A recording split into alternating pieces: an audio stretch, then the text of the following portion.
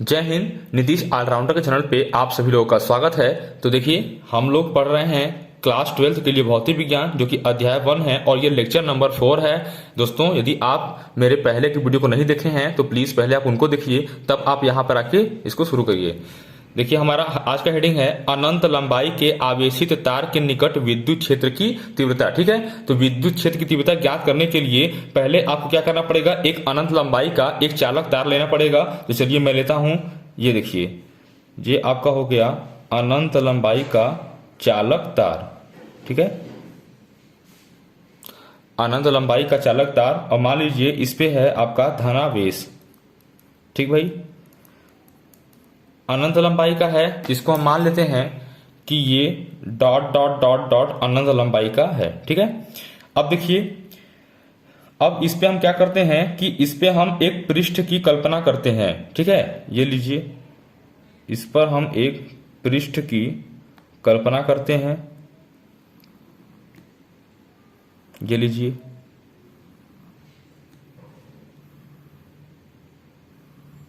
ठीक है, एक पृष्ठ की कल्पना कर लिए। अब देखिए दोस्तों, मान लेते हैं कि ये पृष्ठ हमारा तो हो गया। अब देखिए कि यदि आपका ये हो जाएगा, ये अनंत लंबाई तक का है। ठीक है, चलिए देखिए, यहां पे हम क्या करते हैं कि माना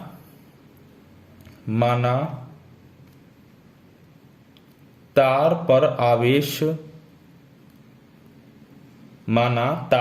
आवेश कितना है, Q है। ठीक है, तथा तार की लंबाई, जो तार की लंबाई है वो मान लेते हैं कि स्मॉल l है। ठीक है, ये तार की लंबाई कितनी है, स्मॉल l है। ठीक भाई, अब देखिए, तार का रेखीय आवेश घनत्व, ठीक है, क्या होगा, इसको लैम्डा से प्रदर्शित करते हैं और लैम्डा इक्वल टू हो जाएगा Q/L। ठीक भाई, तार का रेखीय आवेश घनत्व पिछले लेक्चर में हम लोग पढ़ चुके हैं, Q/L। अब देखिए दोस्तों, मान लेते हैं कि इस पृष्ठ पे हम निकाल रहे हैं विद्युत क्षेत्र की तीव्रता। ठीक है, यहां पे तो मान लेते हैं कि यहां पे एक छोटा सा टुकड़ा ले लेते हैं। क्या ले लेते हैं, एक छोटा सा टुकड़ा ले लेते हैं। और ठीक इसी प्रकार एक छोटा सा टुकड़ा इस पृष्ठ पे भी ले लेते हैं, और छोटा सा टुकड़ा हम क्या ले लेते हैं, एक ऊपर। बात समझ में आया? तो आपके ये जो एक बेलनाकार जो आकृति आपको दिख रही है, इसके कितने पृष्ठ हैं, 3 पृष्ठ हैं, एक ये वाला और एक ये वाला। ठीक है, जैसे मान लीजिए ये एक बेलन है तो इसके 3 पृष्ठ हैं, एक ये, ठीक है, ये वाला, और एक इधर साइड, और एक इसका जो ऊपर का हिस्सा है। ठीक है, इसके 3 पृष्ठ हैं। तो इसी प्रकार इस बेलन के भी कितने पृष्ठ हैं, 3 पृष्ठ हैं। तो मान लेते हैं कि ये जो पृष्ठ है वो S1 है। ठीक है, ये पृष्ठ S2 है, और ये पृष्ठ ऊपर वाला कितना है, S3 है। ठीक है, तो दोस्तों, यदि मैं छोटा सा टुकड़ा लिया हूं तो इसको मैं कह सकता हूं DS1। क्या कह सकता हूं, DS1। ठीक है, छोटा सा टुकड़ा है, इसके DS1। ठीक है, तो इसको कह सकता हूं DS2, और इसको क्या कहूंगा, DS3। ठीक है, इतना बात में कोई दिक्कत है नहीं आप लोग को। चलिए, अब देखिए दोस्तों, यहां पे ये प्लस आवेश है इस पे, तो प्लस आवेश आप जानते हैं कि विद्युत बल रेखाएं बाहर की ओर निकलती हैं। ठीक है, तो मुझे एक बात बताएंगे, यदि ये एक बेलन है और इसका पृष्ठ इधर है, इसका पृष्ठ इधर है, यदि मैं इस पृष्ठ की बात कर रहा हूं, ठीक है, तो इस पृष्ठ का जो आपका जो अक्ष होगा वो ऐसे होगा। कैसे होगा, इधर से निकलेगा ऐसे। ठीक है, तो चलिए मान लेते हैं कि ये जो है इस पृष्ठ का जो है अक्ष क्या है, DS1 इधर की तरफ है। ठीक भाई, DS1 किधर है, इधर की तरफ है। अब देखिए, विद्युत बल रेखाएं जो है वो आपकी क्या निकलेंगी, ऊपर की तरफ निकलेंगी। प्लस है, किधर निकलेंगे भाई, ऊपर की तरफ। ये लीजिए, ठीक है, यहां नीचे की तरफ ऐसे आपकी निकलेंगी। बात समझ पा रहे हैं, ऐसे। ठीक है, ये ऐसे, और ये ऐसे, ये भी और ये भी। ठीक है, ये विद्युत बल रेखाएं प्लस से निकलती हैं तो ऐसे निकलेंगी, और यहां पर ये आपका जो यहां पे जो आपका जो ये आपका जो आपने छोटा सा सेगमेंट लिया है, टुकड़ा लिया है। ठीक है, तो ये DS में कैसा होगा, ऐसे होगा। बात समझ में आया? तो चलिए, अब यहां पे हम कुछ निकालते हैं। क्या निकालते हैं दोस्तों, S1 पृष्ठ पर स्थित S1 पृष्ठ पर स्थित DS1 से गुजरने वाला फ्लक्स, DS1 से गुजरने वाला फ्लक्स, गुजरने वाला फ्लक्स क्या होगा दोस्तों? तो ये होगा d∅1 और इज इक्वल टू हो जाएगा वेक्टर ई डॉट ds1। बात समझ में आया? हम लोगों ने पिछले क्लास में हम लोगों ने ये चीज पढ़ रखा है, ठीक है। अब देखिए क्या करेंगे यहाँ पे, अब आप क्या करिए कि आप करिए अब दोनों पक्ष का समाकलन, ठीक है। जब पूरा का निकालना चाहेंगे तो क्या करेंगे, यहाँ पे छोटे से टुकड़े का यदि आप पूरे का निकालना चाहेंगे तो आप समाकलन करते हैं। तो यहाँ पे क्या करिए, समाकलन, दोनों पक्षों का समाकलन करने पर, दोनों पक्षों का समाकलन करने पर, ठीक है। तो क्या हो जाएगा यहाँ पे हो जाएगा integration of d∅1 equal to integration of vector E और डॉट वेक्टर ds1, ठीक है। ये हो जाएगा। अब जानते हैं कि डॉट हटाएंगे तो आएगा cos थीटा, क्या आएगा cos थीटा, ठीक है। चलिए इसको एक स्टेप और बढ़ा लीजिए, d∅1 इक्वल टू ये हो जाएगा e इंटू ds1 और इंटू cos थीटा। बात समझ आया? चलिए अब यहां पे बताता हूं आप लोग को। देखिए यहां पे क्या होगा, अब यहां पे दोस्तों देखिए कि जो d∅1 है, तो ये d∅1 का समाकलन करेंगे तो पूरा फ्लक्स का माना जाएगा। आप छोटे से एरिया में छोटा ही फ्लक्स होगा छोटे से एरिया में, और छोटे एरिया का आप समाकलन कर देंगे तो बड़ा एरिया हो जाएगा, और बड़ा एरिया के लिए पूरा फ्लक्स हो जाएगा। यानी अब d हट जाएगा, अब हो जाएगा ∅1, ठीक है। तो ∅1 इक्वल टू जो देखिए अचर पद है उसको बाहर निकाल लेंगे। क्या करेंगे, अचर पद को बाहर निकाल लेंगे। तो यहां बाहर मत निकालिए, अभी बस इतना समझिए, ये इंटीग्रेशन में है e ds1 into cos theta, ठीक है। ये चीज है यहाँ पे। अब देखिए यहाँ पे बहुत महत्वपूर्ण बात आपको समझाता हूं, ध्यान से समझिए। देखिए आपका जो ये जो कटे हुए पृष्ठ का जो आपका जो क्षेत्र है वो ऐसे है, ठीक है, इधर की तरफ है, और जो विद्युत बल रेखाएं हैं वो कैसे हैं, नीचे की ओर हैं या ऊपर की ओर हैं। तो इन दोनों में यदि आप कोण देखें तो बनेगा 90 डिग्री। कितना बनेगा, 90 डिग्री। तो यहां पे आपको मिल गया थीटा इक्वल टू 90 डिग्री। कितना मिल गया यहाँ पे, थीटा इक्वल टू 90 डिग्री मिल गया, ठीक है। किसके लिए, S1 पृष्ठ के लिए, S1 पृष्ठ के लिए थीटा इक्वल टू क्या मिल गया, 90 डिग्री। तो यहाँ पे आप पुट करिए तो हो जाएगा ∅1 equal to E into ds1 और cos 90 डिग्री, ठीक है। आपको पता है कि cos 90 का मान कितना होता है, आपको पता है कि cos 90 का मान होता है 0, ठीक है। यदि आप cos 90 का मान 0 रखेंगे तो ओवरऑल पूरी ये वैल्यू कितनी हो जाएगी, 0 हो जाएगी, ठीक है। तो हो जाएगा ∅1 इक्वल टू 0। कोई दिक्कत भी है यहां तक किसी को कोई दिक्कत नहीं होना चाहिए, ठीक है। तो चलिए अब निकालते हैं S2 के लिए, ठीक है। तो यहां पे हम निकालते हैं किसके लिए भैया, S2 के लिए। चलिए तो देखिए यहां पे मैं लिखता हूं कि S2 से निकलने वाला फ्लक्स, S2 से निकलने वाला flux d∅2 equal to vector E dot ds2, ठीक है। अब यहां पे फिर आप इसका समाकलन करेंगे तो चलिए d∅2 equal to vector E dot ds2, यहां से फिर समाकलन के चिन्ह से ये d हट जाएगा तो हो जाएगा ∅2 इक्वल टू, अब यहां पे देखिए क्या हो जाएगा, यहां पे हो जाएगा E ds2 cos थीटा, ठीक जैसे यहां पे हुआ था यहां पे वैसे यहां हो जाएगा, ठीक है। तो ∅2 इक्वल टू, अब यहां पे थीटा का मान क्या रखेंगे, आप S2 के लिए निकाल रहे हैं तो देखिए यहां पे भी जो है कि इस पृष्ठ का, ये पृष्ठ का जो आपका जो वेक्टर ds2 है, ये जो वेक्टर ds2 है, यहां भी वेक्टर लगा लीजिए, जो वेक्टर ds2 है वो इधर है और विद्युत बल रेखाएं एक नीचे एक ऊपर, यानी ओवरऑल देखा जाए तो 90 डिग्री का एंगल यहां भी बन रहा है, ठीक है। तो यहां पे थीटा इक्वल टू क्या हो जाएगा, 90 डिग्री, तो रख दीजिए। तो थीटा इक्वल टू यदि आप रखेंगे 90 डिग्री तो यहां पर हो जाएगा cos 90 डिग्री, और cos 90 डिग्री का मान कितना होगा, 0। तो फाइनली आ जाएगा ∅2 इक्वल टू 0। बात समझ पा रहे हैं, ∅1 बराबर भी 0 और ∅2 इक्वल टू भी 0, ठीक है। अब निकालेंगे किसके लिए, इसके लिए ds3 के लिए निकालेंगे ताकि ∅3 का मान मिले, ठीक है। तो ∅3 का मान कैसे निकालेंगे, तो चलिए मैं इस पेज को पलट देता हूं। चलिए दोस्तों बहुत आसान है, बस ध्यान देते रहिए, आपको बहुत ही ज्यादा आसान लगने वाला है ये चीज, ठीक है। तो चलिए मैं इसको यहां साइड पे रख ले रहा हूं और मैं आपको यही पे समझा दे रहा हूं, ठीक है। देखिए S3 से निकलने वाली, S3 से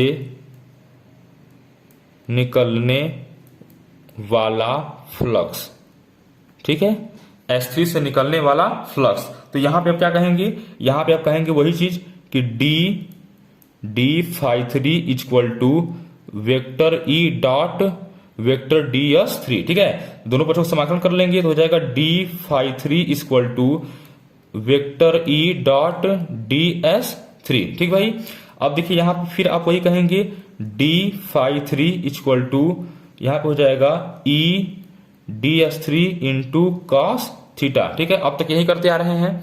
अब देखिए यहाँ पे डी से समाकलन का चिन्ह हट जाएगा तो हो जाएगा फाई 3 ओवरऑल। यहाँ पे देखिए दोस्तों क्या होगा, जो अचर पद है उससे आप निकाल लीजिए। क्या करिए, निकाल तो लेंगे पहले, लेकिन थीटा का मान क्या रखेंगे। देखिए यहाँ पे ध्यान देखिए डायग्राम में देखिए थीटा का मान क्या रखेंगे।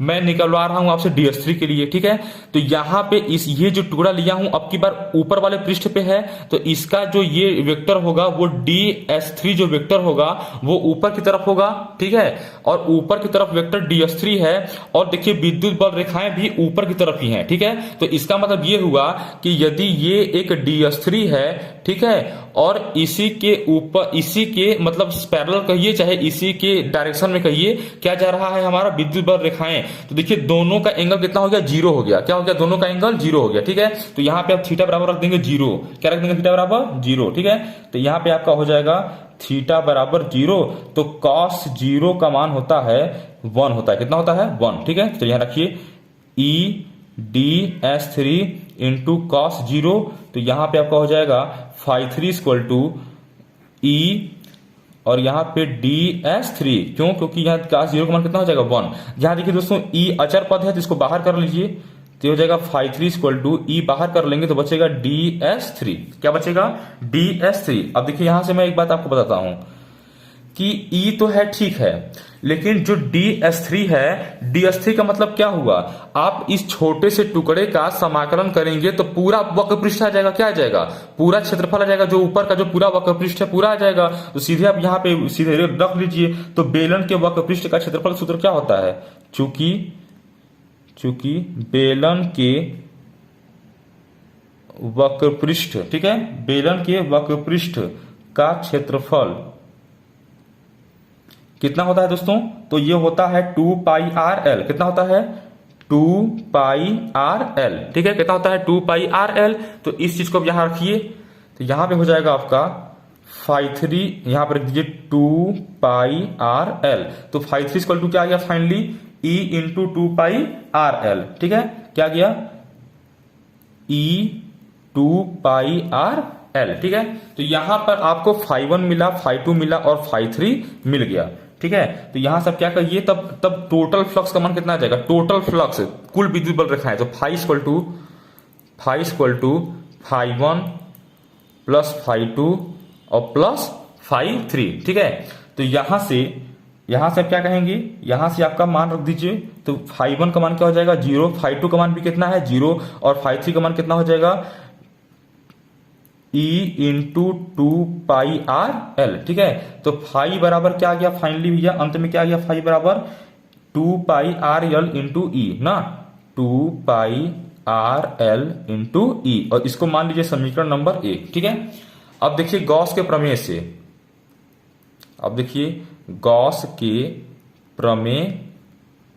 ठीक है, गॉस के प्रमेय से दोस्तों देखिए अब क्या करेंगे गॉस के प्रमेय से। देखिए मैं अब इस पेज को मैं हटा देता हूं क्योंकि अब ये डायग्राम का काम खत्म हो गया ना। चलिए ये हटा देता हूं, अब उसके बाद मैं आपको इधर बताता हूं। ठीक है, इधर बताता हूं, तो ये मैं फिर लिख रहा हूं गॉस के प्रमेय से, गॉस के प्रमेय से। तो गॉस का प्रमेय क्या कहता है, जल्दी मुझे बताइए। गॉस का प्रमेय कहता है कि phi equal to q upon epsilon naught, ये तो कहता है गॉस का प्रमेय। ठीक है, तो इसको मान लीजिए इक्वेशन नंबर सेकेंड, क्या मान लीजिए इक्वेशन नंबर सेकेंड। ठीक है, अब देखिए यहां पर ये भी एक पक्ष फाई है और ये भी एक पक्ष फाई है। जब दोनोल के जब एक साइड बराबर हैं तो ये वाले भी एक साइड आपस में क्या होंगे, बराबर होंगे। तो चलिए तुरंत लिख लीजिए इस बात को, तो हो जाएगा 2πRL इंटू ई, और बराबर हो जाएगा क्या, Q बटे के इप्सिलॉन नॉट। ठीक है, Q बटे के इप्सिलॉन नॉट। बात सुनिए भाई, अब इसके बाद क्या करिएगा, इसके बाद कहिएगा E इक्वल टू पक्षांतर कर लीजिए, तो हो जाएगा आपका Q upon 2 pi R L into epsilon naught. ठीक है भैया, यही होगा। अब देखिए क्या होगा, अब क्या कर सकते हैं, आपको पता है, क्या पता है,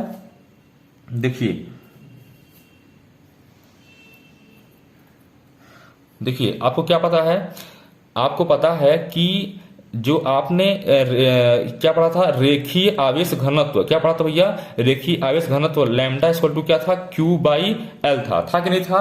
तो यहां से अगर मुझे Q का मान निकालना हो जाएगा तो Q बराबर आएगा लैम्डा इंटू एल आएगा।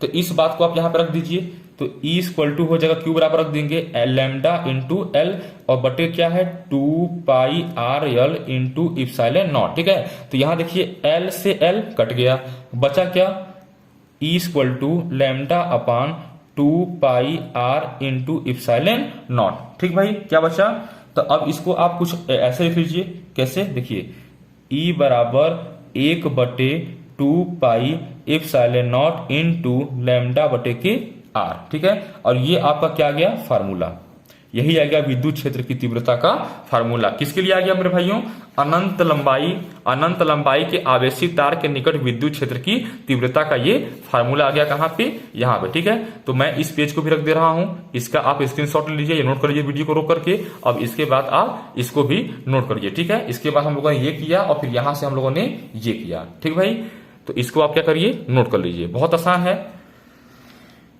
चलिए आगे चलते हैं। देखिए हमारा जो है कि अगला हेडिंग कि अनंत विस्तार की आवेशित समतल पतली अचालक सीट के कारण विद्युत क्षेत्र की तीव्रता। ठीक दोस्तों, तो आपकी बात किसकी बात करी गई है, आपकी बात समतल पतली अचालक सीट है। ठीक है, चलिए मैं एक सीट बना लेता हूं पहले, ये लीजिए, ये हुआ हमारा एक समतल पतली क्या है, अचालक सीट है। ठीक है, तो इस सीट का मान लेते हैं कि इस पे आवेश है और वो आवेश क्या है, प्लस है, वो आवेश क्या है मेरे भाई, प्लस है। चलिए प्लस हो गया। अब देखिए हमें क्या करना है कि हमें निकालना है कुछ दूरी पर, क्या निकालना है, विद्युत क्षेत्र की तीव्रता। ठीक है, तो चलिए मान लेते हैं कि यहां पे निकालना है विद्युत क्षेत्र की तीव्रता, ऐसे मान लेते हैं। तो एक गोली मतलब बेलन वाला चालक यहां पे बना लेते हैं,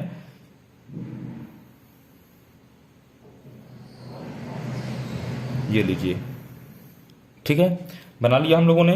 अब मान लेते हैं कि हमें ये छोटे से यहाँ पे टुकड़े पे निकालना है। ठीक है, छोटे से टुकड़े पे निकालना है। तो मान लेते हैं कि ये जो आपका एरिया है वो क्या है, S1 है, ये क्या है, S2 है। ठीक है भाई, और यहाँ पे इसके ऊपर जो निकालेंगे वो किसके लिए निकालेंगे, S3 के लिए निकालेंगे। ठीक है, तो S1 है तो ये क्या होगा, छोटा सा टुकड़ा लेंगे तो DS1 होगा। ठीक है, यानी ये जो होगा वो क्या होगा, DS1 क्या होगा, वेक्टर। ठीक है, और यहाँ पे छोटा सा टुकड़ा लेंगे तो ये क्या होगा, DS2 वेक्टर। ठीक है, और इसके लिए क्या होगा, इसके लिए क्या होगा भाई, DS3 वेक्टर। ठीक है, तो अब की बार ये जो चालक है, अचालक सीट है, तो इसकी जो अब की बार जो विद्युत जो क्षेत्र की तीव्रता निकलेगी वो ऐसे निकलेगी, प्लेट है तो ऐसे निकलेगी। ठीक है, ऐसे निकलेगी, बात समझ में आया। ये भी इधर की तरफ ऐसे, इधर की तरफ ऐसे, इधर की तरफ ऐसे, ये सब ई है, ई अब चाहे तो वेक्टर लगा लीजिए। ठीक है, ये सब किधर निकलेंगी, सब बाहर की तरफ निकलेंगी ना। अब देखिए, लिखिए आप कुछ, और मान लीजिए ये कितनी दूरी पर हमने ये लिया हुआ है, पृष्ठ R दूरी पे। ठीक है, चलिए लिखिए S1 से गुजरने वाला फ्लक्स, S1 से गुजरने वाला फ्लक्स, S1 से गुजरने वाला फ्लक्स क्या होगा दोस्तों, तो हो जाएगा d∅1 इक्वल टू, ये वही बात होगा, वेक्टर E डॉट DS1। ठीक है, यही होगा। अब यहां पर फिर से आप क्या करेंगे, समाकलन निकालेंगे दोनों पक्षों का, तो d∅1 equal to vector E dot DS1 vector. ठीक है, अब यहां पे क्या होगा, ये इंटीग्रेशन से यानी समाकलन के चिन्ह से d हट जाएगा तो बचेगा ∅1, और यहां पे फिर क्या रख दीजिए आप, E डॉट DS1 और क्या हो जाएगा, cos थीटा। ठीक भाई, अब देखिए यहां पर ∅1 इक्वल टू क्या आ जाएगा, E डॉट ds1।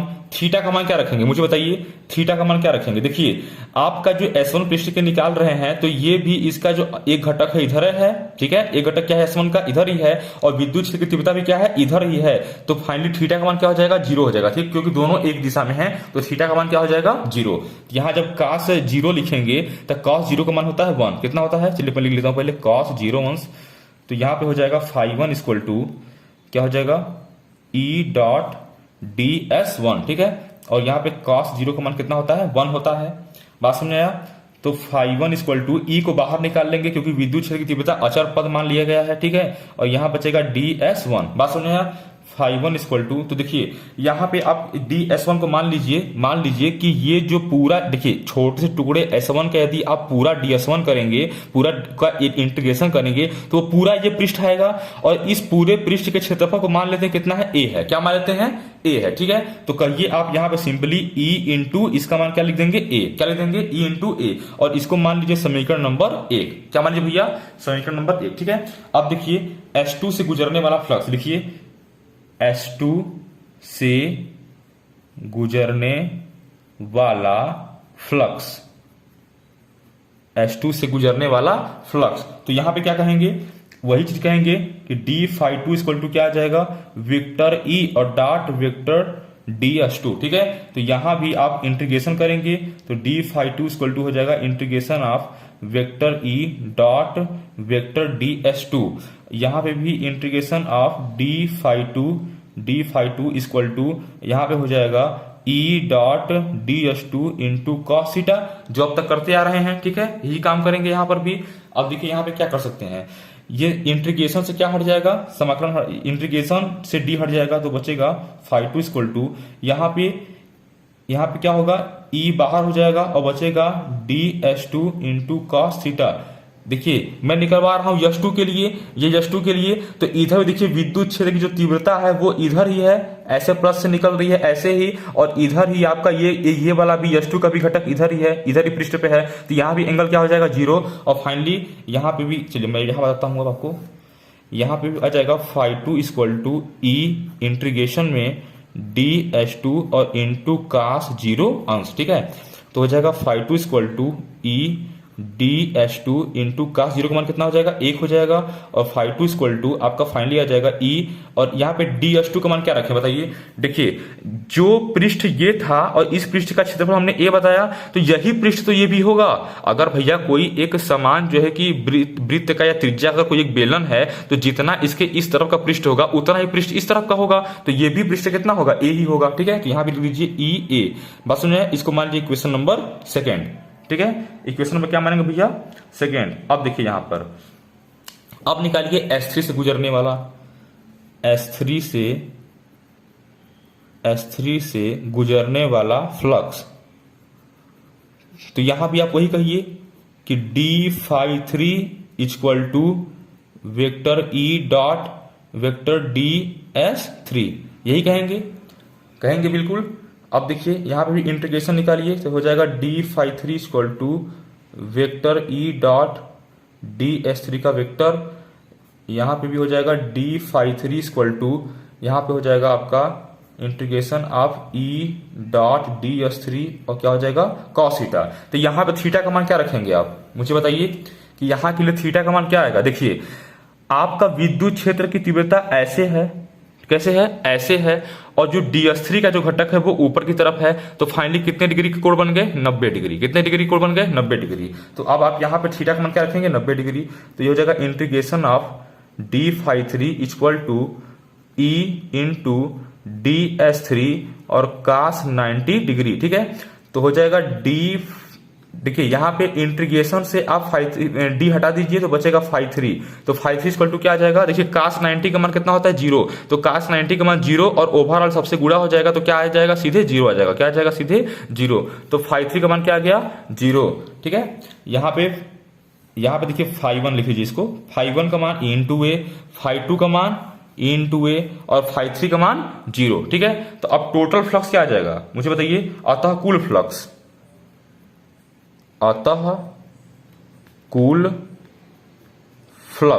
तो क्या हो जाएगा φ equal to φ1 plus five two और प्लस फाइव थ्री। तो five equal to five one का मान क्या है, ई इंटू ए है, प्लस फाइव टू का मान क्या है, ई इंटू ए है, और प्लस फाइव थ्री का मान क्या है, जीरो है। तो फाइव बराबर आ गया टू ई ए। बात समझ आएगी नहीं है आप लोग को, ठीक है। फाइव बराबर क्या आ गया, टू ई ए, ठीक भाई। अब इसको मान लीजिए कि ये समीकरण नंबर क्या हो गया, 3 हो गया, ठीक है। तो अब देखिए गॉस का प्रमेय किसका लागू प्रमेय करेंगे, गॉस का। तो गॉस प्रमेय क्या कहता है, गॉस का प्रमेय कहता है कि फाई इक्वल टू होता है क्यू बटे के इप्सिलॉन नॉट। क्या कहता है, फाई बराबर क्यू बटे इप्सिलॉन नॉट, ठीक है दोस्तों। तो यहां पर फाई, अगर यहां पे क्यू बराबर लिखना होगा तो क्या लिखेंगे, सिग्मा इंटू ए। क्या लिखेंगे, सिग्मा इंटू ए। अरे कैसे, देखिए आपका जो क्षेत्रीय आवेश घनत्व मैंने आपको बताया था, तो वो मैं आपको बताया था कि सिग्मा बराबर होगा क्यू बटे के ए, होगा कि नहीं होगा, बताया था आपको ऐसा। तो यहां पे अगर पृष्ठ स्मॉल ए है तो यहां पे स्मॉल ए लिखेंगे, ठीक है। तो यहां पर क्यू बराबर क्या आ जाएगा, सिग्मा इंटू ए, ठीक है। तो यही बराबर, यही लिखा गया है, क्यू बराबर सिग्मा इंटू ए, ठीक है। और बटे की क्या है, इप्सिलॉन नॉट है। बात सुनने आया।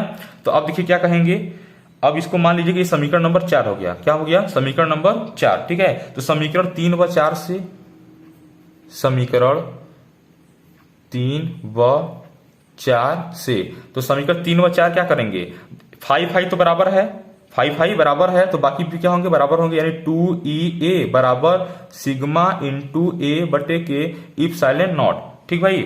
तो देखिए अब क्या करिए, ई बराबर निकाल लीजिए यहां से। तो E बराबर आ जाएगा आपका सिग्मा इंटू ए बटे के आपके 2a इंटू इप्सिलॉन नॉट, ठीक है। तो ए से क्या हो गया, कट गया, ए से क्या हो गया, कट गया। अब बच जाएगा E इक्वल टू सिग्मा बटे के 2 इप्सिलॉन नॉट, ठीक है। क्या बचेगा, E बराबर सिग्मा बटे के 2 इप्सिलॉन नॉट। चलिए मैं ही लिख दे रहा हूं, सिग्मा बटे के 2 इप्सिलॉन नॉट, ठीक है। E बराबर, ये लीजिए, ये आपका आ गया किसके बराबर भैया, अनंत विस्तार आवेशी समतल पतली अचालक शीट के कारण विद्युत क्षेत्र की तीव्रता का फार्मूला, ये आ गया, ठीक है। इसको आप नोट कर लीजिए, फिर मैं आगे बताता हूं आपको। चलिए इसको आप स्क्रीनशॉट ले लीजिए। चलिए तो अब हम शुरू करते हैं कि समान पृष्ठ घनत्व की धन तथा ऋण आवेशित प्लेटों के बीच तथा बाहर विद्युत क्षेत्र की तीव्रता, ठीक है। तो समान पृष्ठ घनत्व की आपको क्या लेना है, धन तथा ऋण आवेशित, जो है कि 2 एक चालक शीट लेना है। ये लीजिए, हमने लिया ऐसे ऐसे ऐसे और ऐसे, ठीक है। एक और लेते हैं, ये लीजिए,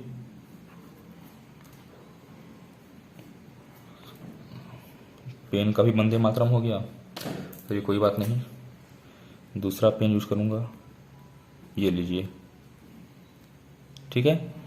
आपने क्या लिया, 2 आवेशित चालक, ठीक है। ये वाला प्लस आवेशित है, बहुत आसान है, बस ध्यान समझिए। ये वाला क्या है भैया, प्लस आवेशित है, और ये वाला क्या है, ऋण आवेशित है। मित्रों समझ में आ रहा है कि नहीं आप लोग को। चलिए तो देखिए, ये प्लस आवेशित है और ये माइनस है, ठीक है। तो चलिए इस प्लेट का नाम है ए और इस प्लेट का नाम है बी।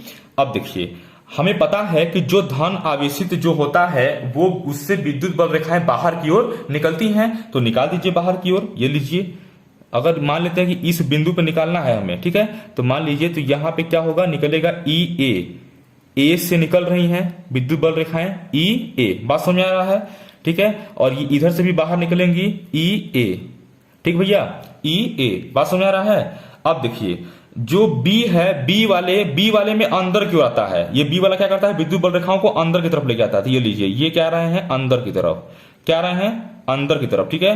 कैसा आ रहा है भैया, ये अंदर की तरफ, ठीक है। तो ये क्या हो जाएगा, ई बी। बात समझ आया। इधर ई ए निकल रहा है बाहर की ओर, भाई देखिए ये ई ए यहां से निकल रहा है तो बाहर ना निकलेगा, ठीक है। क्या निकलेगा, ई ए बाहर की ओर निकल रहा है ना, लेकिन ये बी वाला जो है, ये बी वाला अंदर की ओर जाएगा। कहां जाएगा, अंदर की ओर, ठीक है। ये कहां जा रहा है, इसकी दिशा अंदर की ओर है। बात समझ में आया। यहां पे भी देखिए बी की दिशा क्या होगी, अंदर की ओर होगी। भाई ये क्या है, बी अंदर की ओर जा रहे हैं, ठीक है। तो यहां पे क्या हो जाएगा, ई बी। बात समझ में आ रहा है सबको, ठीक है। अब देखिए यहां पे क्या होगा, अब बहुत ही आसान हो गया। यदि ये डायग्राम आप लोग को समझ में आ गया ना, तो फिर कुछ है ही नहीं है मेरे भाई, ठीक है। इतना बस समझ लीजिए, कुछ नहीं है, इतना तो आपको समझ में आ गया होगा। अब देखिए यहां पर क्या है, क्षेत्रीय आवेश घनत्व है, तो क्षेत्रीय आवेश घनत्व को प्रदर्शित करते हैं किससे, सिग्मा से। तो यहां लिख लीजिए सिग्मा, फाइनली सिंपली लिख लीजिए जो भी, ठीक है। अब देखिए माना प्लेट ए के कारण, क्या लिखिए, माना प्लेट ए के कारण, माना प्लेट ए के कारण वैद्युत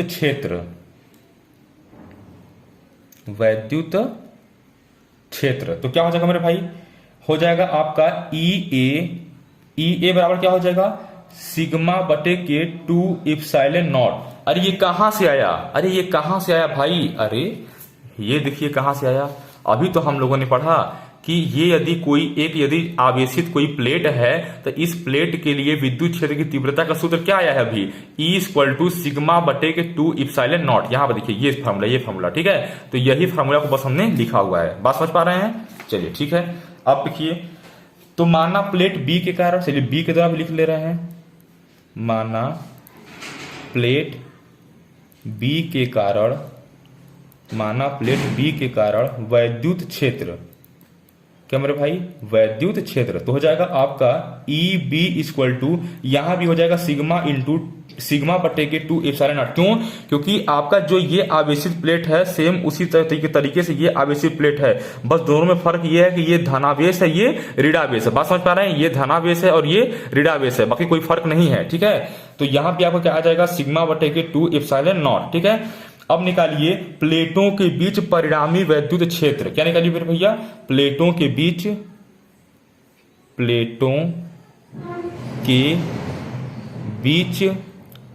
परिणामी वैद्युत क्षेत्र, ठीक है। तो क्या हो जाएगा, E = हो जाएगा EA माइनस EB, क्या हो जाएगा, EA माइनस EB।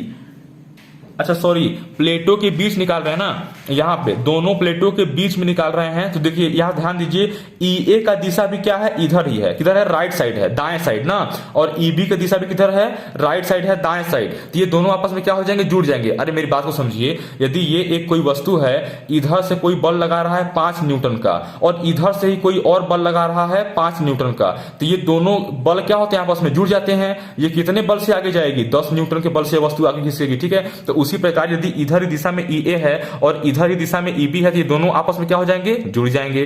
तो E = हो जाएगा EA + EB। क्यों, क्योंकि हम बीच में निकाल रहे हैं, बीच में, तो बीच की स्थिति को देखेंगे, मीडियम कंडीशन को, ठीक है। तो E = EA + EB। तो यहां पे E = क्या आ जाएगा, EA का मान रखिए सिग्मा बटे के 2 इप्सिलॉन नॉट, और प्लस यहां भी EB का मान है सिग्मा बटे के 2 इप्सिलॉन नॉट। तो फाइनली E बराबर आ जाएगा 2 सिग्मा बटे के 2 इप्सिलॉन नॉट, क्योंकि दोनों का हर बराबर है, अंश को जोड़ देंगे, ठीक है। यहां 2 से 2 कटता हुआ दिख रहा है, तो फाइनली हमें मिल गया E = सिग्मा बटे के इप्सिलॉन नॉट। बोलिए यहां तक किसी कोई तकलीफ है, तो पैरासीटामॉल ले ले मेरे भाई, ठीक है। E = क्या गया, सिग्मा बटे के इप्सिलॉन नॉट, ठीक है। यहां तक तो किसी कोई तकलीफ होना ही नहीं चाहिए, ठीक है। अब चलिए बाहर निकालते हैं, बाहर के लिए, अरे बाहर मतलब क्या, बाहर जाके नहीं, यहीं पे बैठे बैठे, ठीक है। P1 क्षेत्र में, यहां पे क्या लिखिए, P1 क्षेत्र में, ठीक है। अगर आपका मर्जी है तो आप इसे नाम दे सकते हैं P1 क्षेत्र, इस वाले को P2 क्षेत्र और इस वाले को P3 क्षेत्र। तो अभी हमने किसके लिए निकाला, P2 क्षेत्र के लिए, किसके लिए निकाला, P2 क्षेत्र के लिए, ठीक है। तो अब निकालिए P1 क्षेत्र, P1 क्षेत्र के लिए, ठीक है। तो क्या आ जाएगा बताइए, P1 क्षेत्र में परिणामी यानी बाहर के लिए, किसके लिए, बाहर के लिए, ठीक है। तो वैद्युत क्षेत्र क्या होगा, वैद्युत क्षेत्र E = क्या हो जाएगा, EA माइनस EB। क्यों EA माइनस EB, क्योंकि EA का दिशा इधर है और EB का दिशा विपरीत है, दोनों क्या हो जाएंगे, घट जाएंगे, ठीक है। तो E = हो जाएगा EA माइनस EB बराबर EA का मान रख दीजिए, तो हो जाएगा सिग्मा बटे के 2 इप्सिलॉन नॉट और माइनस सिग्मा बटे के 2 इप्सिलॉन नॉट, दोनों आपस में बराबर क्या हो जाएगा, 0। E बराबर क्या हो जाएगा, 0। इसका मतलब प्लेट के बाहर जो वैद्युत क्षेत्र होगा वो कितना होगा, 0 होगा, ठीक है। प्लेट के बाहर वैद्युत क्षेत्र कितना होगा, 0। उसी प्रकार से इसके लिए निकाल लीजिए, इस बारे बाहर के लिए, देखिए ये भी एक ठो इधर है, एक ठो अंदर की तरफ विपरीत दिशा है, इसका भी क्या आएगा, 0। निकाल के देख लेते हैं। चलिए P3 क्षेत्र के लिए परिणामी, ठीक है, परिणामी क्या आ जाएगा भैया, परिणामी वैद्युत क्षेत्र, परिणामी वैद्युत क्षेत्र तो क्या आ जाएगा, ई इक्वल टू यहां भी हो जाएगा ई ए माइनस ई बी, ई ए माइनस ई बी, क्यों, क्योंकि एक ई ए की दिशा इधर है और एक ई बी की दिशा विपरीत है, ठीक है। तो यहां पे हो जाएगा सिग्मा बटे के 2 एप्सिलॉन नॉट और माइनस सिग्मा बटे के 2 एप्सिलॉन नॉट, और यहां भी आ जाएगा ई इक्वल टू 0, क्या आ जाएगा, ई इक्वल टू 0, ठीक है। तो यहां पर समझ पाए आप लोग कि बीच में दोनों आवेशित प्लेटों के बीच में आपका विद्युत क्षेत्र की तीव्रता का मान आया है सिग्मा बटे के इप्सिलॉन नॉट, लेकिन बाहर के लिए क्या आया है, दोनों का मान क्या आया है, 0 आया है, ठीक है, बाहर के लिए क्या आया है, 0। तो इस चीज को आप नोट कर लीजिए, फिर मैं आगे आपको बताता हूं।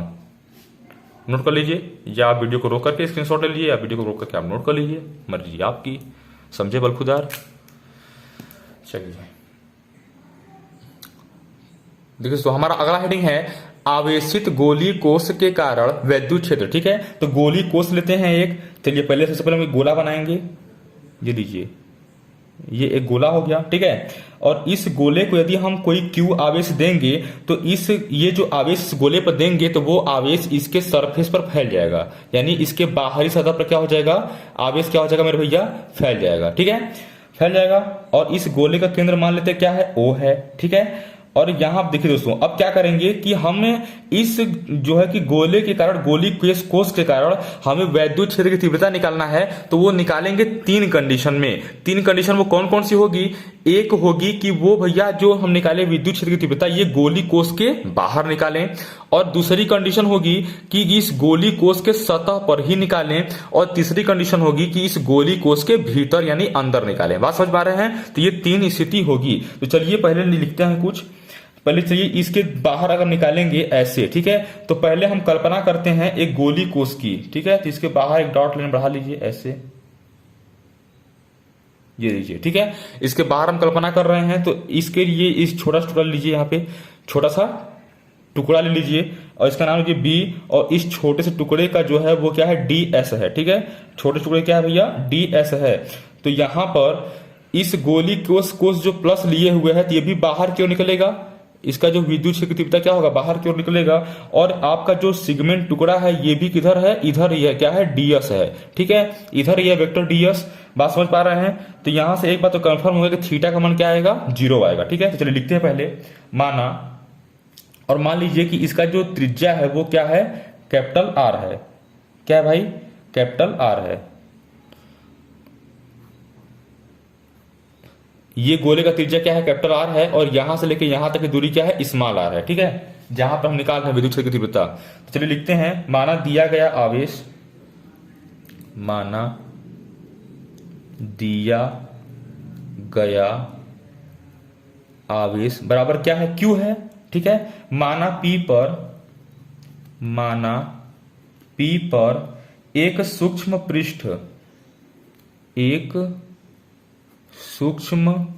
पृष्ठ लिया जिसका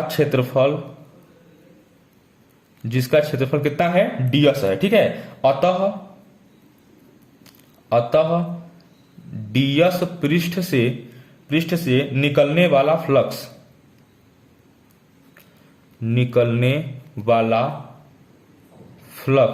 ठीक है, निकलने वाला फ्लक्स क्या हो जाएगा, तो हो जाएगा d phi equal to vector E और डॉट वेक्टर DS। ये अभी आप सदियों से करते आ रहे हैं, दोनों पक्षों का समाकलन निकालेंगे, तो ये हो जाएगा vector E dot vector DS, किसमें, समाकलन में।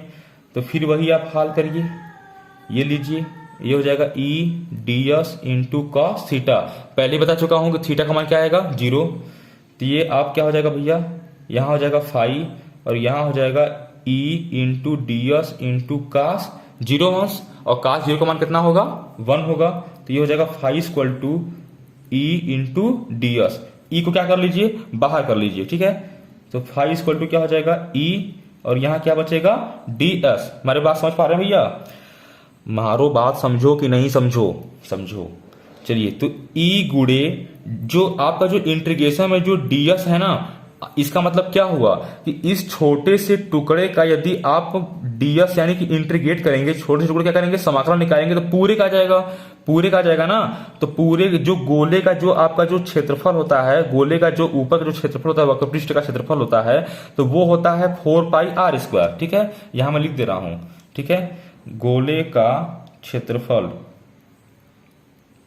गोले का क्षेत्रफल क्या होता है भैया, 4πr²। ठीक है, क्या होता है, 4πr²।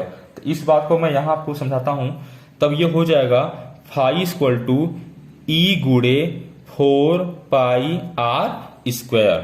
यहां तक किसी कोई तकलीफ है, यहां लिख लीजिए 4πr²। ठीक है, 4πr²। तो आ गया ये समीकरण नंबर 1। क्या गया भैया, समीकरण नंबर 1। ठीक है, अब क्या निकालिए, अब निकालिए गॉस प्रमेय से, गॉस प्रमेय से। तो क्या हो जाएगा, गॉस का प्रमेय कहता है फाई इक्वल टू क्यू बटे के इप्सिलॉन नॉट, कहता है ये नहीं, यही कहता है। समीकरण नंबर क्या मान लीजिए, 2 मान लीजिए। तो यहां लिखिए समीकरण 1 व 2 से। ठीक है, तो दोनों फाई बराबर हैं, दोनों फाई बराबर हैं, तो इधर वाले भी क्या होंगे, आपस में बराबर होंगे, ओब्वियसली बात है।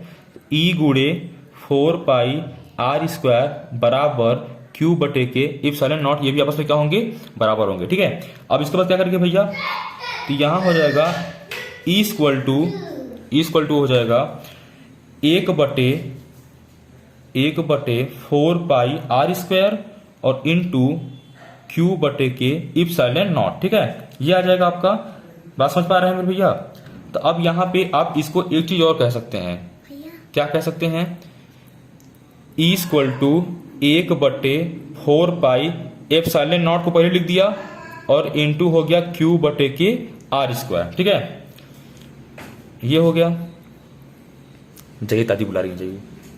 ई इक्वल टू क्या हो गया, 1 बटे के 4π एप्सिलॉन नॉट इंटू क्यू बटे के r²। ठीक भाई, और ये हो गया आपका समीकरण नंबर 3। बात समझ पा रहे हैं।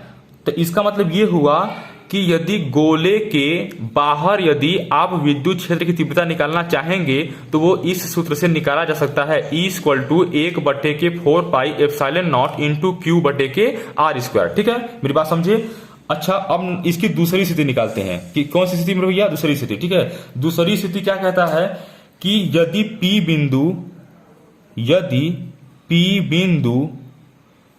P बिंदु कहां स्थित हो, पृष्ठ पर स्थित हो, कहां स्थित हो, पृष्ठ पर स्थित हो। ठीक है, तो जब P बिंदु पृष्ठ पर स्थित होगा, कहां पे, पृष्ठ पे, यानी अब ये जो बिंदु गोले के बाहर लिए थे ना, अब ये कहां ले लें, पृष्ठ पर जाकर ले लें, कहां ले लें, पृष्ठ पर। ठीक है, तो चलिए शुरू करिए। तो इसके लिए मान लेते हैं कि जो आपका ये जो दूरी जो r था, ये जो दूरी हमने जो r लिया था, अब ये दूरी स्मॉल r न होके क्या हो जाएगा, कैपिटल R हो जाएगा। क्या हो जाएगा, कैपिटल, क्योंकि भैया हमको यही दूरी चाहिए ना। अब हमारा ये P बिंदु पृष्ठ पे आ जाएगा, यहाँ पे आएगा, तो अब यही दूरी होगी और ये दूरी त्रिज्या ही तो है। यदि ये त्रिज्या r है तो ये त्रिज्या भी कितना होगा, r होगा, यानी अब स्मॉल r बराबर क्या ले लेंगे, कैपिटल R। तो आ जाएगा ई इक्वल टू, इसी सूत्र में बस स्मॉल r की जगह कैपिटल R रख दीजिए। तो ई इक्वल टू आ जाएगा 1 बटे के 4π एप्सिलॉन नॉट इंटू क्यू बटे के कैपिटल R का स्क्वायर। बोलिए यहां तक कोई दिक्कत, हर हर महादेव, कोई दिक्कत नहीं। ठीक है, तो ये हो गया आपका जब P बिंदु कहां हो, पृष्ठ पर स्थित हो। अब हमें निकालना है कि जब ये P बिंदु कहां हो, गोले के अंदर हो, कहां हो, ये गोली कोष के अंदर हो। ठीक है, तो चलिए इस बात को निकालते हैं। इससे पहले आप लोग इसको नोट कर लीजिए या वीडियो को रोक करके स्क्रीनशॉट ले लीजिए। ठीक है, चलिए मैं आगे चलता हूं। चलिए देखिए, तीसरा जो कंडीशन है, जो तीसरा कंडीशन वो क्या है, जब बिंदु P पृष्ठ के भीतर हो,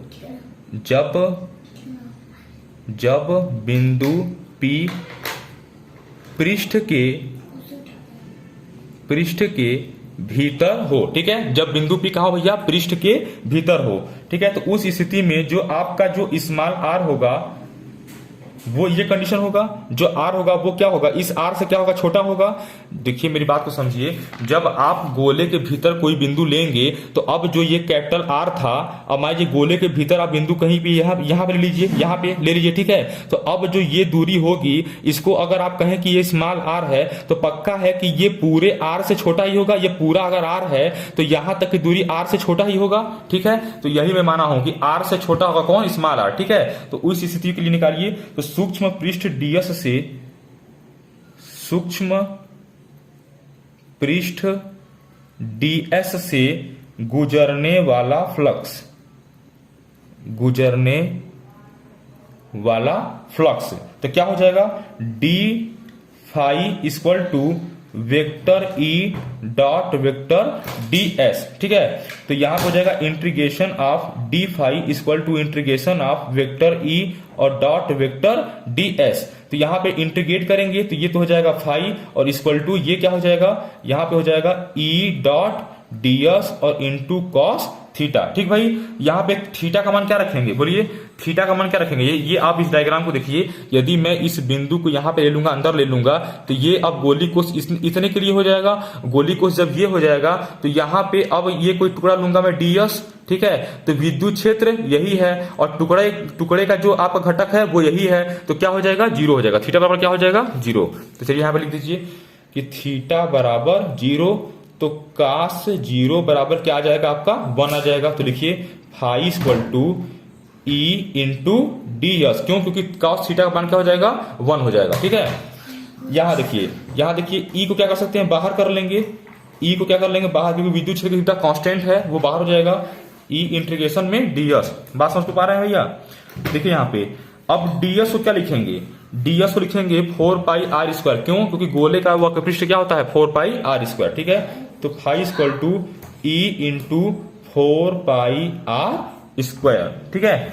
और इसको मान लीजिए क्या, समीकरण नंबर 4। उसके पहले 3 तक मान चुके हैं, इसको मान लीजिए समीकरण नंबर 4। अब यहां लिखिए गॉस के प्रमेय से, किसके प्रमेय से, गॉस के प्रमेय से, ठीक है।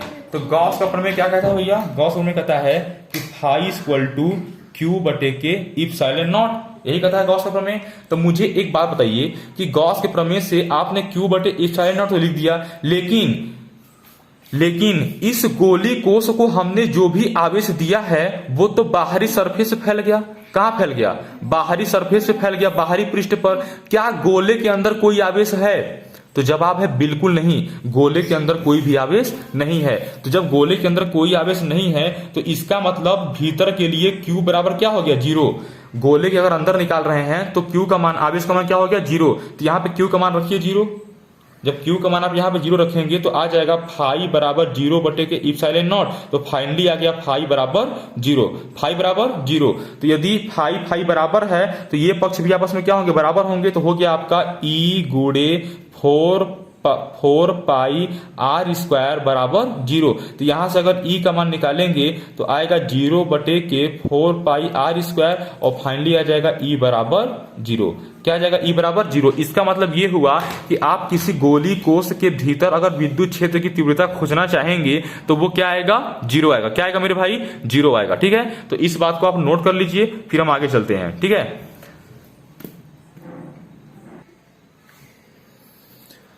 देखिए ये हेडिंग में हम पढ़ेंगे कि एक समान रूप से आवेशित अचालक गोले के कारण वैद्युत क्षेत्र, ठीक है दोस्तों। देखिए बिल्कुल पिछले ही जैसे डेरिवेशन की तरह है, लेकिन इसमें बस थोड़ा सा चेंज है। तो चलिए इस बात को हम देख लेते हैं।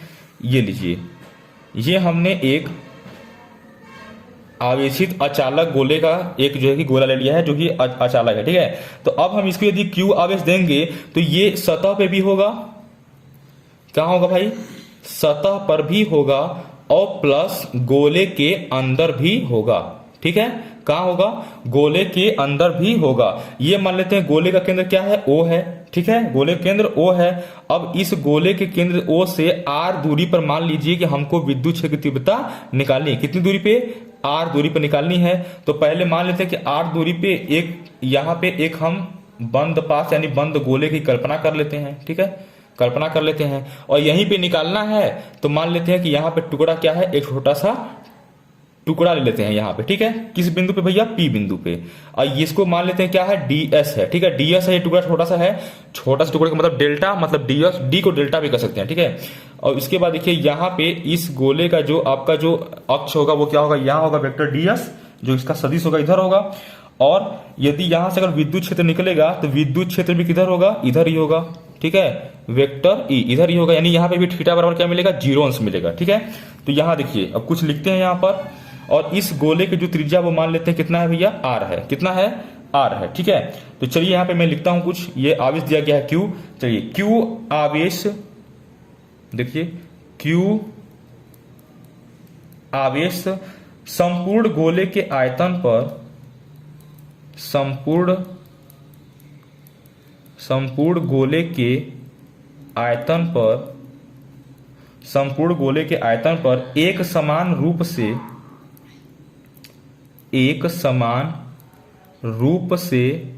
वितरित हो जाता है, एक समान रूप से वितरित हो जाता है, ठीक है। तो आयतन आवेश घनत्व तो आपको पता है, आयतन आवेश घनत्व, इसको प्रदर्शित करते हैं किससे, रो से, और इसके बराबर क्या था, Q बटे के भी, क्या था भैया, Q बटे के भी। देखिए ये सब मैंने आपको पढ़ा रखा है भैया, ठीक है, तो उसको आप रिवाइज करिए। अब देखिए यहां पर आयतन बराबर पता है, गोले का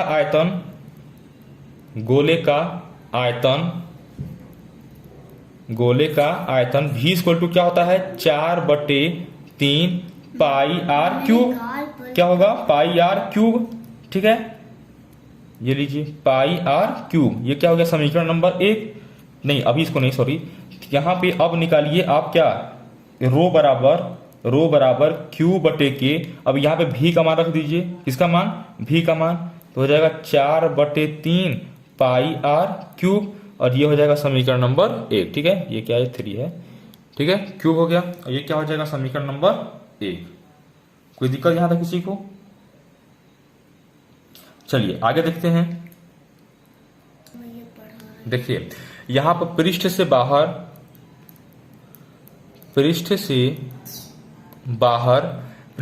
क्या हो जाएगा, स्मॉल r जो होगा वो कैपिटल R से क्या होगा, बड़ा होगा, ठीक है। ये जो R है वो इस वाले R से बड़ा ही तो है ये दूरी, ठीक है, तो यही शर्त यहीं पे लिखी गई है। ds से निकलने वाला फ्लक्स, ds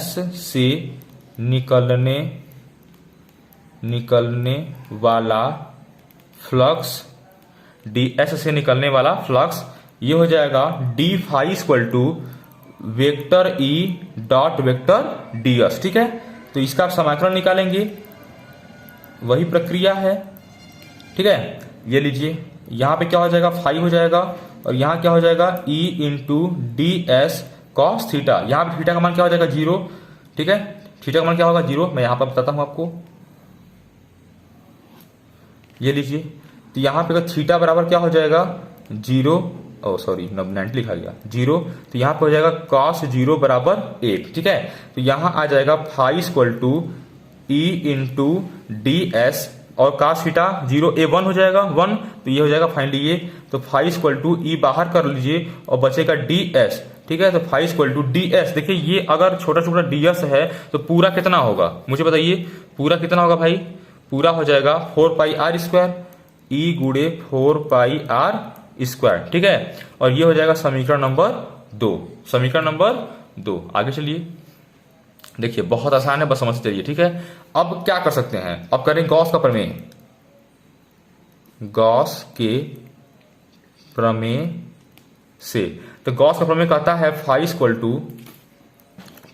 टू क्यू बटे के एप्सिलॉन नॉट, और ये क्या हो गया, समीकरण नंबर 3, ठीक है। तो समीकरण 2 व 3 से, समीकरण 2 व 3 से, ठीक है। तो समीकरण 2 व 3 से आप निकालेंगे तो क्या आ जाएगा, e गुड़े 4 पाई r स्क्वायर, एक पक्ष बराबर दूसरा पक्ष भी क्या होगा, आपस में बराबर होगा, इधर क्या होगा, q बटे के एप्सिलॉन नॉट, ठीक है। तो यहाँ पे e बराबर निकालिएगा तो आएगा आपका 1 बटे 4 पाई एप्सिलॉन नॉट, और इंटू q बटे के r स्क्वायर, ठीक है। ये आ जाएगा फाइनली, ठीक भाई, ये आ जाएगा e इक्वल टू अब दूसरा निकालते हैं जब पृष्ठ पर, ये किसके लिए आया है, पृष्ठ से बाहर के लिए आया है ना। यहाँ देखिए नंबर 1 शर्त हमने लिखा हुआ है पृष्ठ से बाहर। पृष्ठ से बाहर विद्युत क्षेत्र की तीव्रता क्या आ गया, E = 1/4πε0 इंटू Q बटे के R²। अब पृष्ठ पर निकालते हैं, जब ये क्या हो, जब ये बिंदु P कहां पे हो, पृष्ठ पे हो। ठीक है, तो चलिए शुरू करते हैं। देखिए अब इसके बाद क्या है, नंबर दूसरी स्थिति हमारी होगी कि क्या हो भैया, पृष्ठ पर हो। क्या पृष्ठ पर हो, ठीक है, पृष्ठ पर निकाल रहे हैं। जो P बिंदु हो कहां हो, पृष्ठ पर हो, तो उस स्थिति में जो स्मॉल r होगा वो कैपिटल R के क्या होगा, बराबर होगा। देखिए यहां पर जब ये जो P बिंदु पृष्ठ पे आ जाएगा तो ये स्मॉल r अब इसी कैपिटल R के क्या हो जाएगा, बराबर हो जाएगा, क्योंकि ये खुद एक त्रिज्या बन जाएगा। ठीक है, तो इसके लिए अब आप निकालिए, तो कैसे निकालेंगे मेरे भाई, देखिए E = 1/4πε0 इंटू Q बटे के, इस स्मॉल R² आप निकाले ही थे, ये देखिए स्मॉल R निकाले थे, लेकिन अगर दूरी अगर ये कैपिटल R हो जाए तो अब आप लिखेंगे कैपिटल R का स्क्वायर। क्या लिखेंगे, कैपिटल R का स्क्वायर। ये हो गया पृष्ठ के लिए, किसके लिए हो गया, पृष्ठ के लिए। अब नंबर 3 लिखते हैं, गोले के भीतर। ठीक है, गोले के भीतर, तो गोले के भीतर के लिए क्या करेंगे मुझे बताएंगे, गोले के भीतर के लिए क्या करेंगे मेरे भाई। देखिए गोले के भीतर क्या होगा, अगर मान लीजिए ये हमारा गोला था, ठीक है, ये हमने गोला ले रखा था, और ये क्या था आपका स्मॉल r और ये कैपिटल R, और ये दोनों आपस में क्या हो गए थे, बराबर हो गए थे। लेकिन अब गोले के भीतर की बात करी जाएगी, यानी यहाँ पे मान लीजिए, ठीक है, तो अब ये गोला निर्मित हो जाएगा, और इस गोले के अंदर अब जो आवेश हम मान लेते हैं Q' है। क्या है, Q', क्योंकि वही आवेश तो अंदर रहेगा नहीं, मेरी बात को समझिए, इस गोले के अंदर वही आवेश तो रहेगा नहीं। ठीक है, तो ये क्या हो जाएगा, Q'। ठीक है, अब देखिए यहां पर समझिए मेरी बात को, गोले के भीतर निकालिए, तो गोले के भीतर क्या हो जाएगा, इस समय ये जो होगा स्मॉल r जो होगा वो कैपिटल वाले R से क्या होगा, छोटा होगा। ठीक है, क्योंकि हम इस वाले R के अब अंदर आ गए हैं। ठीक है, मान लीजिए ये अगर R था कैपिटल R, तो इस वाले के क्या है, अंदर है कहीं। ठीक है, तो चलिए अब यहां पे मैं आपको समझाता हूं कि यहां पे होगा ds से गुजरने वाला फ्लक्स, ds से गुजरने वाला फ्लक्स। अरे ये ds है क्या, यहीं पे मान लीजिए कहीं टुकड़ा ले लीजिए छोटा सा। ठीक है, ds से गुजरने वाला फ्लक्स तो हो जाएगा आपका d phi = vector E dot vector ds। ठीक है, समाकलन लेंगे दोनों पक्षों का, तो हो जाएगा d phi = vector E dot vector ds।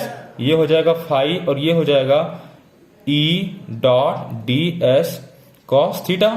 तो phi = E dot ds, theta का मान क्या होगा, यहाँ पे थीटा का मान क्या होगा बताइए, थीटा का मान यहाँ पे क्या होगा, 0 होगा। ठीक है, तो हो जाएगा cos 0 का मान कितना हो जाएगा, 1। देखिए बस डायरेक्ट कर दे रहा हूँ, phi = E into ds। E को क्या कर लूँ, बाहर कर लूँ। ठीक है, E को क्या कर लेता हूँ, बाहर, तो हो जाएगा फाई = E बाहर हो गया। ठीक है, E बाहर हो जाएगा तो बचेगा इसमें क्या, ds, इंटीग्रेशन में क्या बचेगा, ds।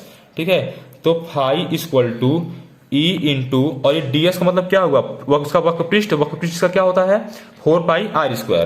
तो E इंटू 4πr², किसके बराबर आ गया, फाई के बराबर। ठीक है, फाई बराबर क्या मिला भैया, 4πr²। ठीक है, अब देखिए यहां पर इसको आप मान लीजिए समीकरण नंबर 4। क्या मान लीजिए, समीकरण नंबर 4। तो गॉस के प्रमेय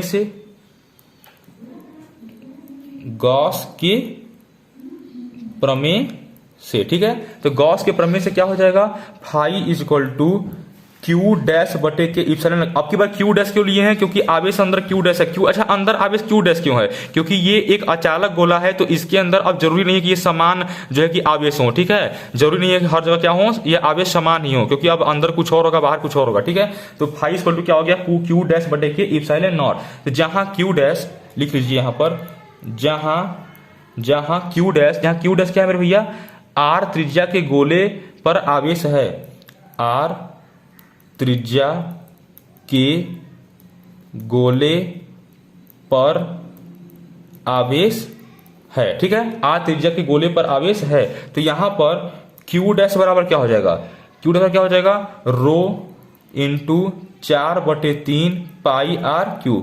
अच्छा ये रो इंटू ये सब कहां से आया, मुझे बताएंगे ये सब कहां से आया। तो देखिए ये सब कहां से आया, समझिए। देखिए हमें पता है कि रो = होता है क्यू बटे के भी होता है कि नहीं होता है। अगर यहां से अगर क्यू डैश है तो यहां पे क्यू डैश कहेंगे, तो क्यू डैश बराबर क्या निकल के आएगा, रो इंटू भी, तो भी बराबर क्या हो जाएगा 4/3 पाई आर क्यू, तो ये आ जाएगा क्यू डैश बराबर rho into 4/3 pi are Q, यही चीज आ जाएगा। ठीक है, यही चीज आ जाएगा। तो यहां पर अब क्या कहेंगे भैया, अब क्या कहेंगे, तो यहां देखिए क्यू डैश बराबर आ गया आपका rho into 4/3 pi are Q.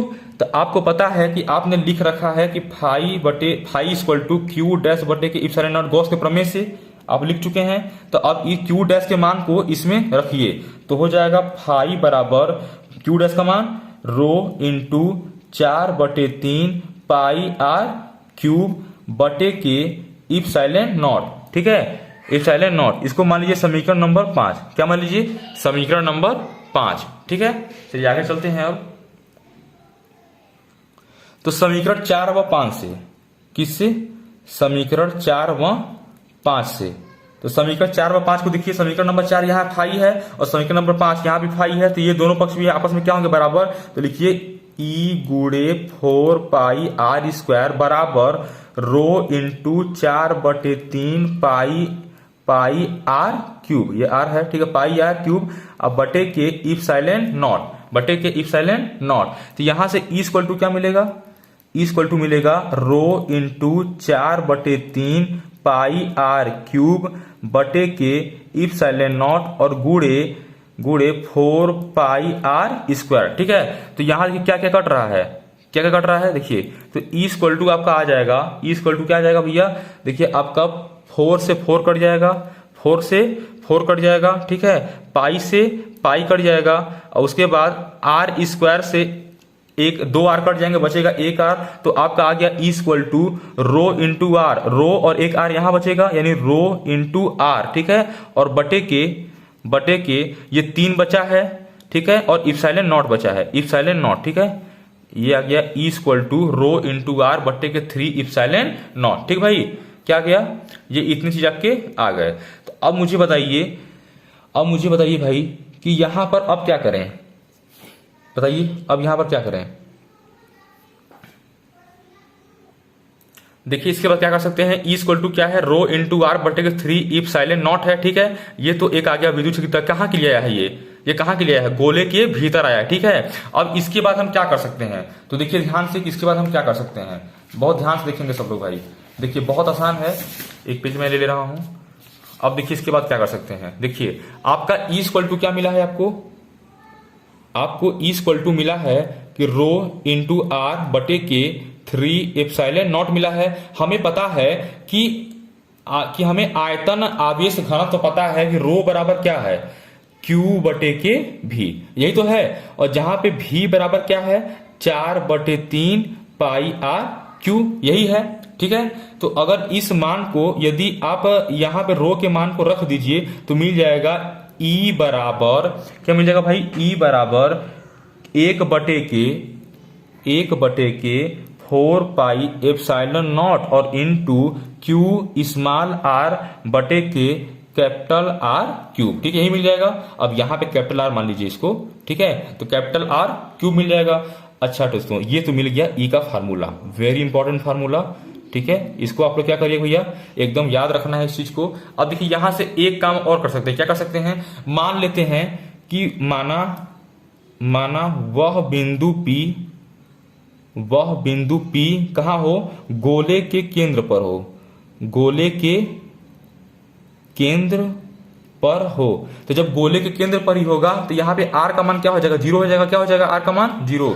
तो इस कंडीशन में जो r होगा वो क्या होगा, 0 होगा। तो उस कंडीशन में यदि ये मान 0 होगा तो 0 का मल्टीप्लाई सब क्या हो जाएगा, ओवरऑल 0 हो जाएगा। यानी e बराबर क्या मिल जाएगा आपको, 0 मिल जाएगा। ठीक है, e बराबर क्या मिल जाएगा, 0। तो इस बात को आप नोट कर लीजिए। उसके बाद में आपको आगे एक लास्ट बताता हूं, इस चैप्टर का लास्ट प्रूवमेंट है। ठीक है, इसको आप नोट कर लीजिए।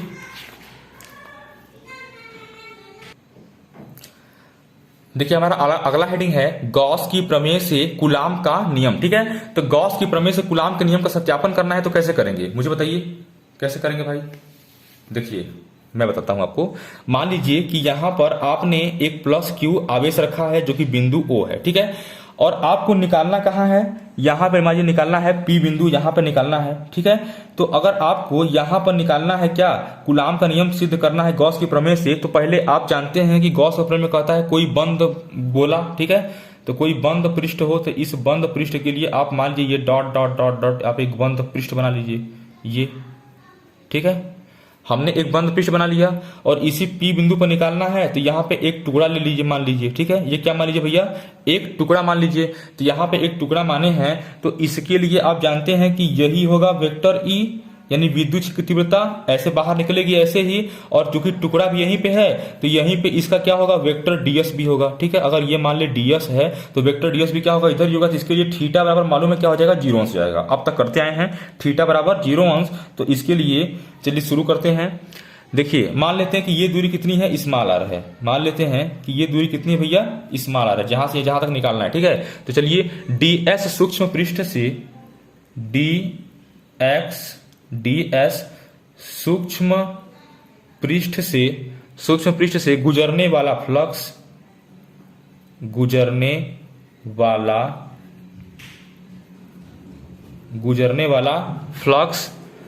D phi equal to vector E dot vector DS, ठीक है, बस समझे ना।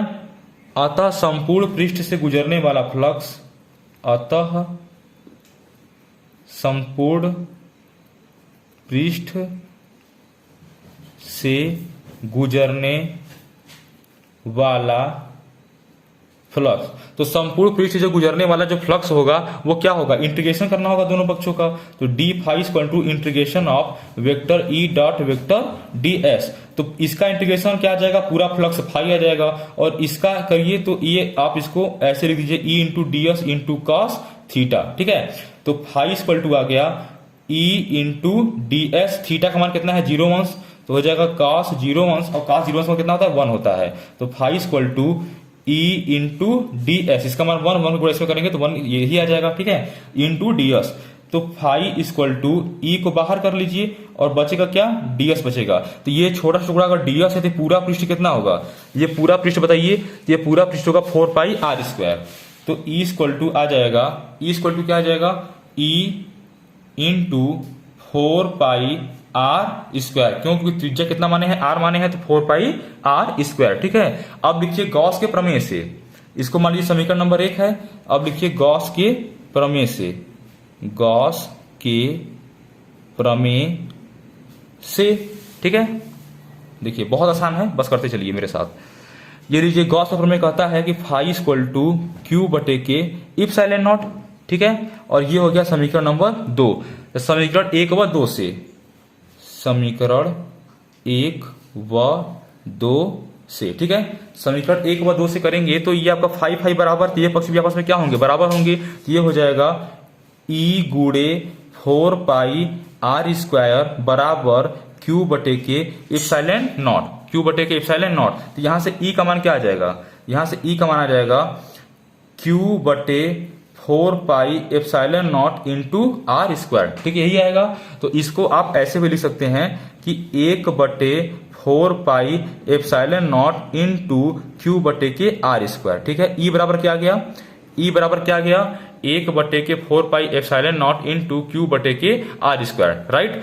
अब देखिए यहां से आपने विद्युत क्षेत्र की तीव्रता तो निकाल लिया, लेकिन कूलाम के नियम का भी सत्यापन कर लेते हैं। कूलाम का नियम क्या कहलाता है, कूलाम का नियम होता है 2 आवेशों के बीच गुणनफल, ठीक है, 2 आवेशों के बीच गुणनफल। तो मान लेते हैं कि यहाँ पे जो हम विद्युत क्षेत्र की तीव्रता निकाल रहे हैं, यहाँ एक परीक्षण आवेश क्या है, क्यू नॉट है। परीक्षण आवेश क्या है मेरे भैया, क्यू नॉट है। चलिए निकालिए, माना पी पर परीक्षण आवेश क्यू नॉट रखने पर, ठीक है, क्यू नॉट रखने पर उस पर लगने वाला बल,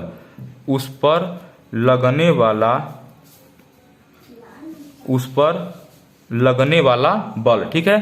तो एफ बराबर क्या हो जाएगा, क्यू नॉट ई, एफ बराबर क्या हो जाएगा, क्यू नॉट ई, ठीक है। अरे एफ बराबर क्यू नॉट ई कहां से आया, अरे आपको पता है ई इक्वल टू होता है एफ बटे क्यू नॉट, अरे ई बराबर होता है एफ बटे की क्यू। तो क्यू बराबर क्या हो जाएगा,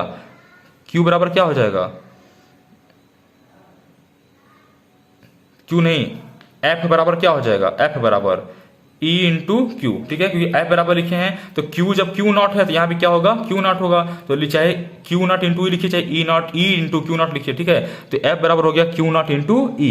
बात समझ पा रहे हैं? तो यहां से एफ बराबर क्या हो जाएगा, तो एफ बराबर निकलने के लिए क्यू नॉट गुणे ई का मान रख दीजिए। ई का मान क्या है, 1/4 पाई epsilon not, 1/4 pi epsilon naught into Q बटे के आर स्क्वायर, ठीक है। तो फाइनली आ गया एफ बराबर 1/4 पाई epsilon naught into Q not बटे के आर स्क्वायर। यही तो होता है कूलाम का नियम।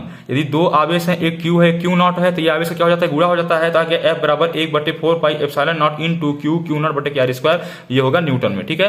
तो यहां से हो गया कूलाम के नियम का भी सत्यापन हो गया, ठीक है दोस्तों।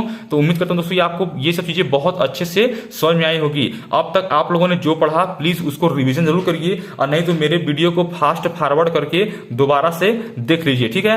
तो दोस्तों देखिए आपके अध्याय 1 का जो जितने भी डेरिवेशन हैं सब खत्म हो गए। अब जो अगला लेक्चर मैं लेके आऊंगा उसमें मैं आपको न्यूमेरिकल सॉल्व कराऊंगा, ठीक है। जितने भी पहले अध्याय के जितने भी न्यूमेरिकल क्वेश्चन हैं अच्छे से अच्छे क्वेश्चन मैं लगाऊंगा, आप लोगों को कहीं भी प्रॉब्लम नहीं होगी, और वो डायरेक्ट आपके कहां आएंगे, बोर्ड एग्जाम में आएंगे, ठीक है। तो इस बात के लिए देखिए दोस्तों मैं आपको एक बहुत ही इंपॉर्टेंट बात बताता हूं कि भले ही मेरा जो व्यवस्था है पढ़ाने का वो एक प्रोफेशनल नहीं है, मेरे पास नहीं डिजिटल बोर्ड है, नहीं मैं कोई ऐसा बहुत हाईली वीडियो बना रहा हूं, लेकिन मैं एक पेज पर ही पढ़ा रहा हूं, और मैं जो भी बता रहा हूं वो मोस्ट इंपॉर्टेंट है, और मैं कुछ भी छोड़ नहीं रहा हूं। मैं एक लाइन एक शब्द भी नहीं छोड़ रहा हूं, मैं सब कुछ बता दिया। चैप्टर 1 के तहत जितने भी आपके डेरिवेशन हैं मैं उन सबको बता दिया हूं। आप कहीं भी कोचिंग पढ़ेंगे, कहीं भी कुछ पढ़ेंगे, आपको यही मिलेगा, ठीक है।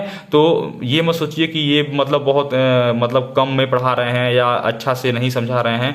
अगर आपको कोई चीज समझ नहीं आता है तो उसको दोबारा देखिए, और नहीं तो मुझे कमेंट करिए, ठीक है। तो दोस्तों चलिए अगले लेक्चर का इंतजार करिए। अगले लेक्चर में मैं न्यूमेरिकल प्रॉब्लम सॉल्व कराऊंगा, ठीक है दोस्तों। मिलते हैं अगले वीडियो में। जय हिंद।